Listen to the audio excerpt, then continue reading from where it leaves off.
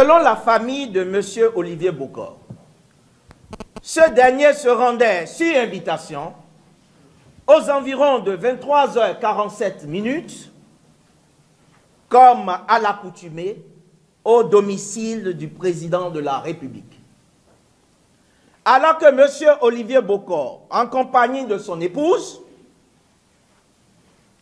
s'avançait, il a été intercepté à hauteur de l'ancien siège de la Sonacop par un véhicule banalisé dont la plaque d'immatriculation n'était pas non plus apparente.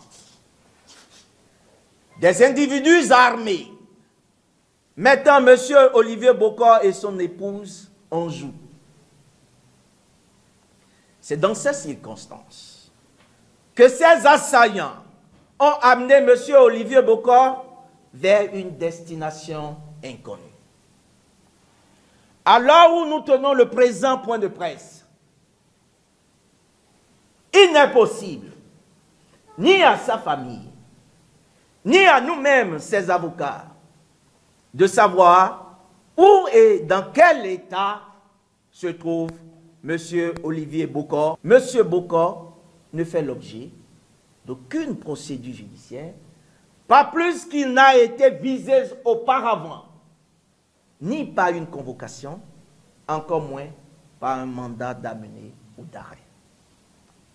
Ces dérives particulièrement graves qui se répètent dans notre état de droit surviennent, une fois encore, en violation de la Constitution, des lois internes, ainsi que des conventions régionales et internationales auxquelles notre pays est parti.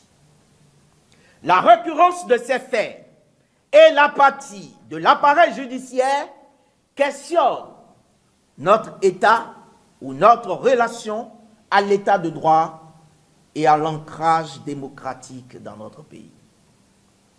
C'est pourquoi nous, avocats de M. Olivier Bokor,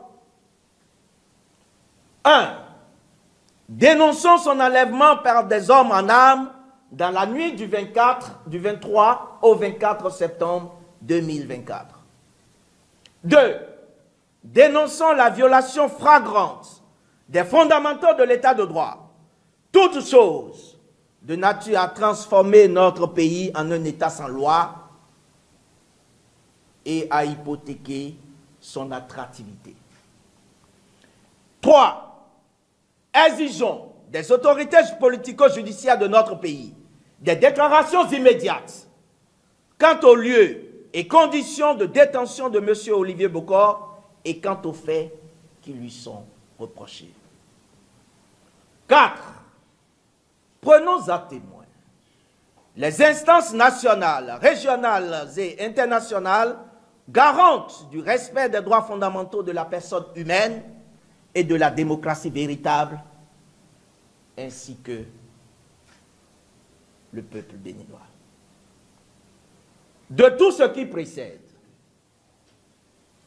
il découle nécessairement la nullité absolue de toutes les procédures initiées à l'encontre de M. Bokor